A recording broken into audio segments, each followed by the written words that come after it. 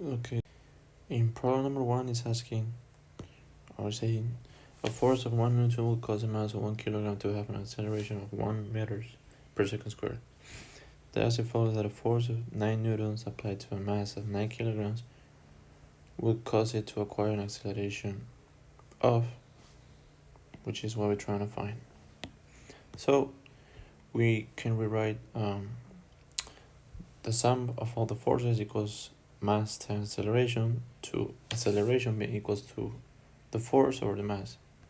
So in the first case we have the 1 kilo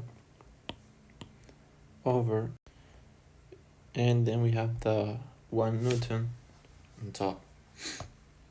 Thus we have the acceleration of 1 meters per second squared.